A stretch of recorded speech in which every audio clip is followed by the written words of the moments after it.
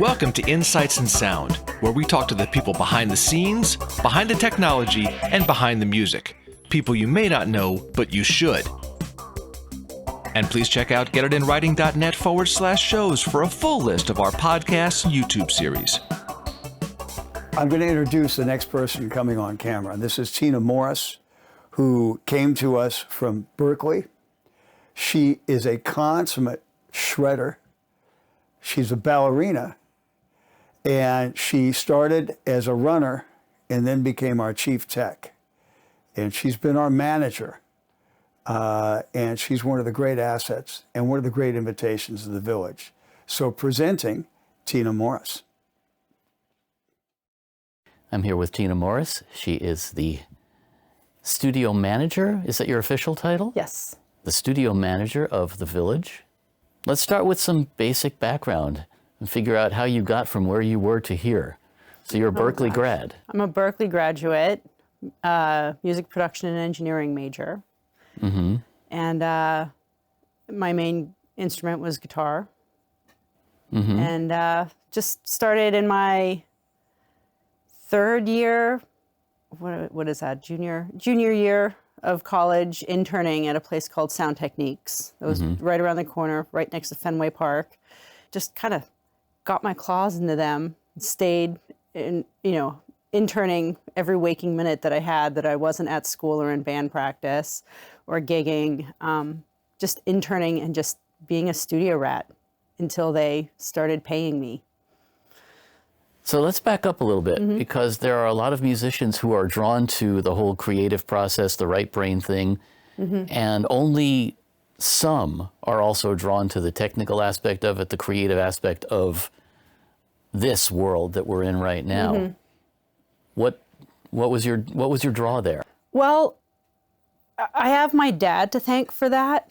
My dad's a civil engineer, and he had 2 daughters, and he made sure that we knew how to solder and change our own oil and make sure that even though we grew up, as musicians, my mom was an artist, she made sure that we were taking ballet, played instruments, and did stuff that we loved, but then we also had the technical side from my dad. So he made sure that we could fix things. I think the first time I fixed something was in first grade when my first grade teacher brought in a broken record player, and I said, I'm going to fix that. And I figured out how to fix that.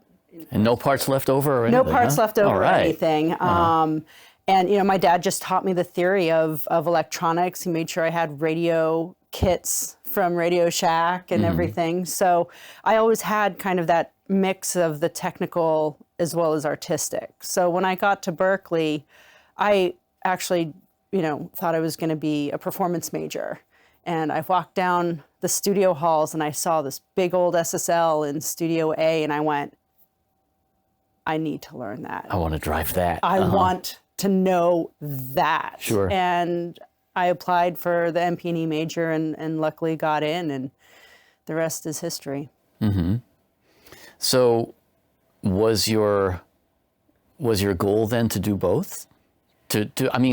Was your goal to understand enough about engineering to impact your career as a performer, or the other way around, or didn't you really? You know what? I think I always expected to do both.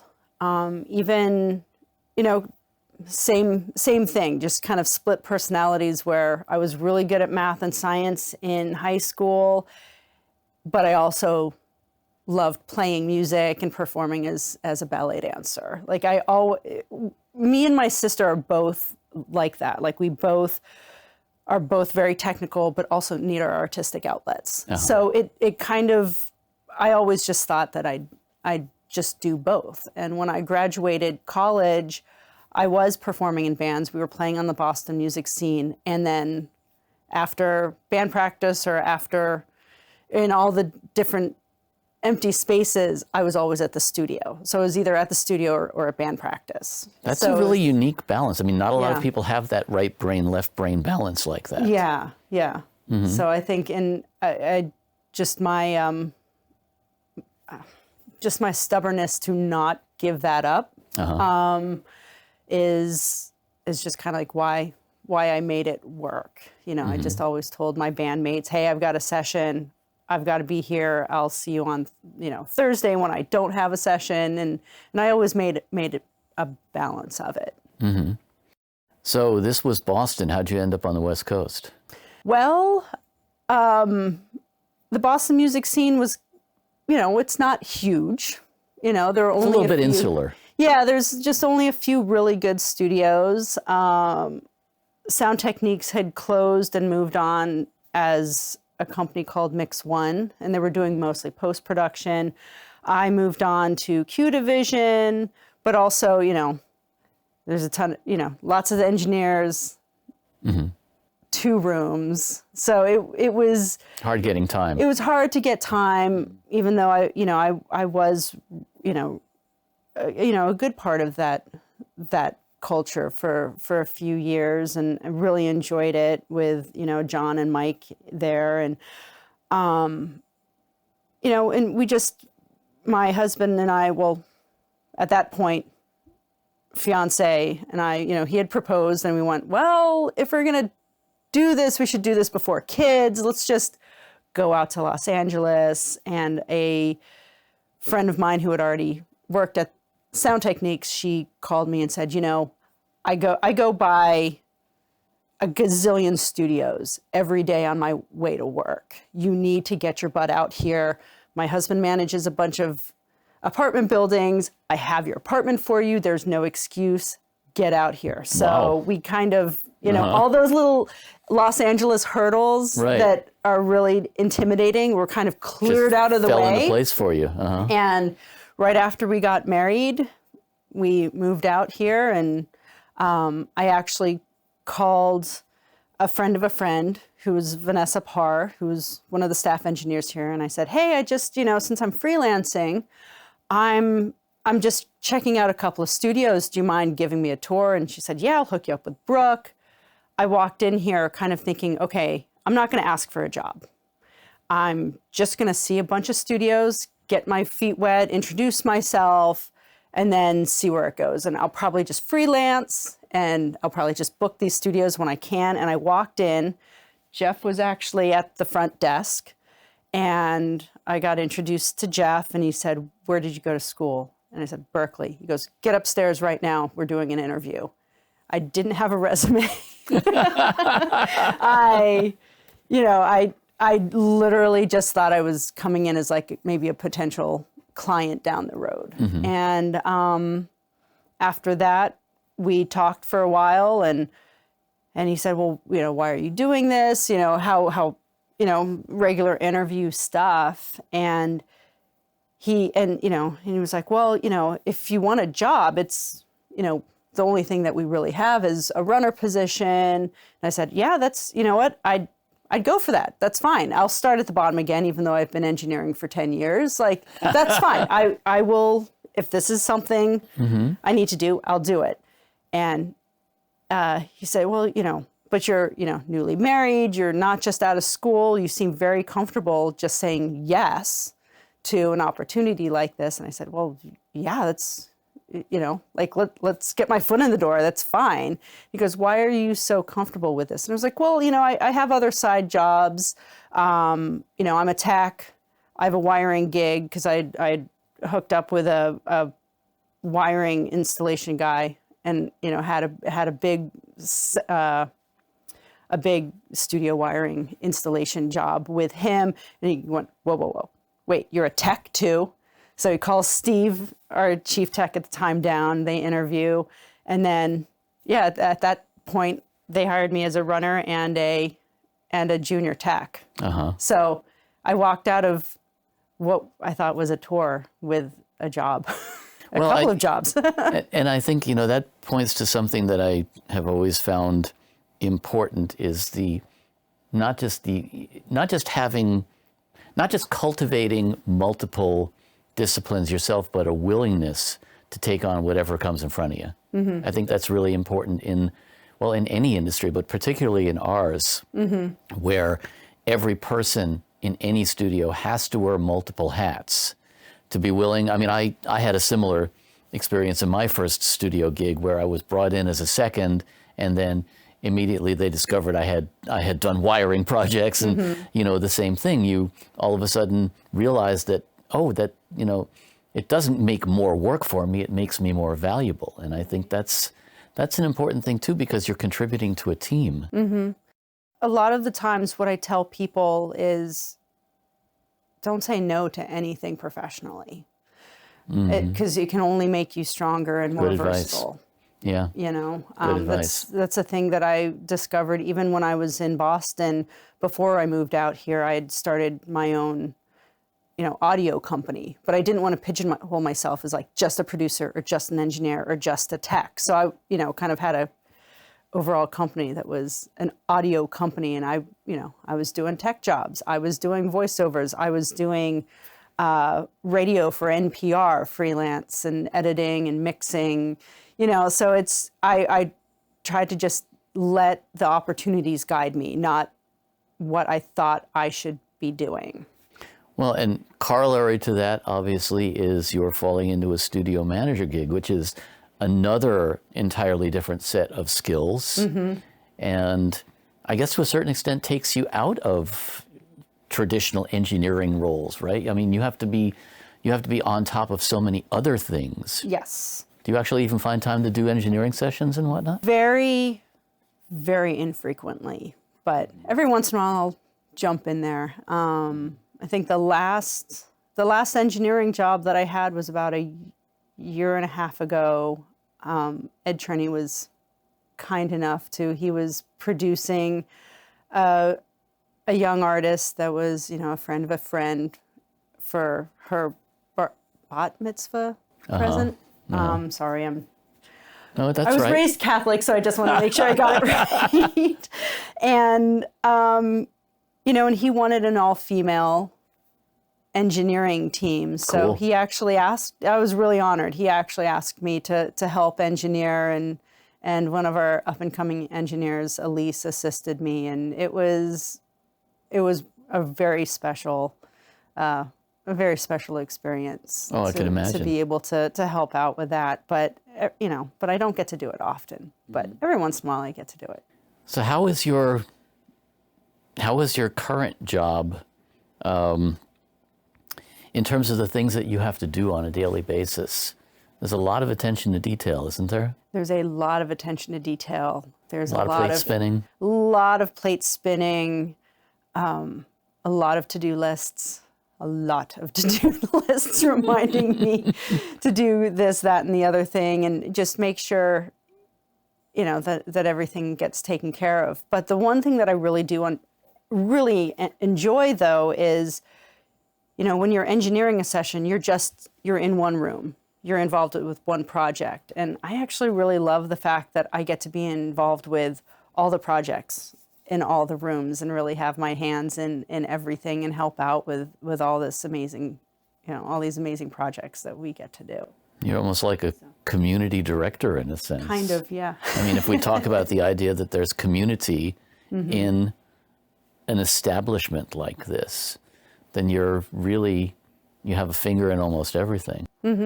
Yeah, that's true. And, you know, and I'm just the helper, you know, I'm just the person that kind of helps and makes sure, you know, everything gets done.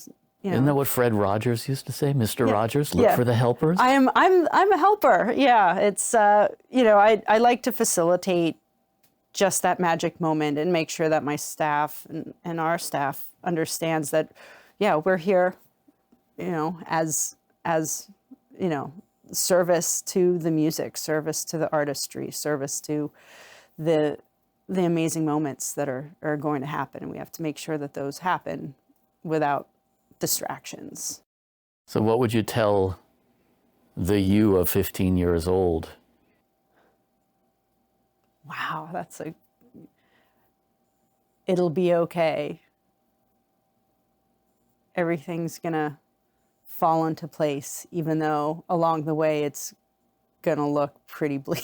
Just following that path wherever it goes, Just right? follow the path wherever it takes you. You know. So you guys still bring in a lot of younger students and people from other schools to work, obviously, in this kind of environment. When you see somebody coming in for the first time, what are you watching? What are you watching for?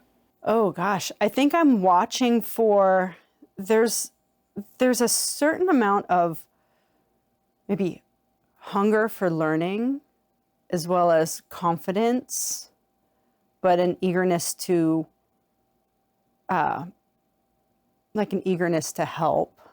Definitely. There's like a balance of ego and humbleness that has to kind of be the perfect balance. That's a good You know point. what I mean? That's a really good point. And Yeah. it really is a delicate balance. It's a very delicate balance because you don't want somebody who's just like, you know, knowing or thinking that they're the, you know, God's gift to recording, walking in and then not being able to deliver. Or you don't even want anybody Yeah, even just if they can deliver. Even if they can deliver, you know. Who you wants to don't- work with that? Yeah, right? exactly. You know, I tell my guys when they're starting, you know, you want to be the good hang, you know, and the guys that stick around are the most successful. They're, how to put this? You don't really care if they're like the most knowledgeable of like what's it, you know, like is an LA2A an optical compressor or not? Or, you know, like you don't want, you know, you don't really care about that. Like you care about, are they a good hang? Do they make people feel good when they walk into a room? Can they, you know, hang out for 16, 20, 24 hours in Sure. one control room and be helpful to the engineer or the artist, or you know what I mean? Yeah, Like and it's, not disrupt the creative process. and not disrupt the creative process. I mean, that's one thing that I have told a couple of classes more than once is, you know, I can teach you how to run a compressor, but I can't teach you when to keep your mouth shut. You know, and really a respect for that creative process, because the creative process is very delicate. It's very delicate. It's very sensitive, and yeah, it's kind of like one of those, like, it's like a scared little deer, and you don't want to scare it away, you know, and it's very, you need to, you know, definitely observe and learn that. And it's something that you can't teach in school. You know, you have to learn on the fly while you're in a session or at a studio. Well, and so that brings up a question that I hear all the time, which is there are fewer and fewer studios now. How do I, as a young student, gain this experience? Gosh. It's a tough one. It's a tough one. Well, you know, I feel like right now, in the age of, you know, kind of as we're coming out of COVID, hopefully, at this point, I feel like there are a lot of jobs because a lot of people have kind of had those, you know, kind of like life-changing moments of like, what am I doing? What am I not doing? And I think there's a lot of space for incoming graduating students, especially from like what I've spoken to a lot of people in the audio business, you know, that are taking on interns and you know, runners and assistants and everything. And luckily the recording business right now is very busy and still looking for a lot of new blood to come in. So I think at this point it's a very good time to get, you know, to really jump on that. In normal times, I think it's, you know, just knocking on doors. It's a persistence. It's a it really is a persistence. And Yeah. I don't think that's changed either. No, that hasn't changed. And, you know, I mean, that's how I came up. That's how all of us came up, Yeah. is knocking on doors. Yeah. I mean, So- even, you know, as you know, as an example to my persistence, you know, I was supposed to, for school, get a 1-semester internship. And it was supposed to be done for a semester. And then you go, bye, it was great knowing you and see you in the future maybe. And Right. I said, no, how do I stay? I'm not leaving. And and they said, well, you know, if you just want to come in whenever you don't have, you know, like that was the question. Like if I hadn't asked that question, where would I be? Who knows? Yeah, it's the persistence of, okay, well, I know you're not going to pay me, but I'm going to sit in the back of this room and I'm just going to watch everything. And, oh, well, here, let me help you with setting up this mic. Oh, can I help you move the piano? Can I, you know what I mean? Like it's a definite persistence. And I think the one thing that I always remember is I watched Ed Cherney. He was giving kind of a question and answer and, kind of telling his life story. And I just remember finding out that even the great Ed Cherney knocked on doors in Chicago for a couple of years until every month just went to the same studios. Hey, do you need help? Do you need help? Do you need help? And then finally somebody gave him a toilet scrubber and said, yeah, you can clean the toilets. And he was like, cool. Yeah. All right, here we go. And, and he's a legend. It's an understanding of the value of experience. And I think there's a lot to be said for just a willingness to gain that experience. Yeah. And, not insist on being paid for it, but just say, I want to do this and my heart's in it. And I feel like if you come at it with just, I need to make money, if you come at it that way, you're in the wrong industry. You're in the wrong industry, definitely. I think, and it's not that anybody's expecting you to work for free, but I think it's the willingness to do it for the love of your passion. If you have that passion of like, I love sitting in this chair, staring out there, listening to good music and creating good, or maybe not even the best music. Like I just love It's recording. not always great music. It's not always great. But to have that willingness to do it, and then people will be like, how much do you need for your great work? You know what I mean? Yes. Like you have to come at it with love. You can't come at it with, how much money am I going to make? No, it's a love for the creative process. It's a love for the creative process, and I feel like if you need to make a ton of money, then go to law school. Yeah, exactly. Get into finance, do something like that. There's other ways to make a lot of money. Sure. I think it's a passion. Like I always love coming here because of what we get to do. Yes. You know what I mean? And I'm just lucky enough that Jeff pays me. Well, but it is a privilege. It's a privilege to be able to be involved in this kind of a process, and especially in this kind of a community, as we say. So, and obviously we prove ourselves every day, and you've proven yourself. So, gosh, I hope so. I'm just trying to, as my friend Ted Paddock says, I'm just trying to make rocket go. So that works. Yep. Tina Morris, thank you for being our guest.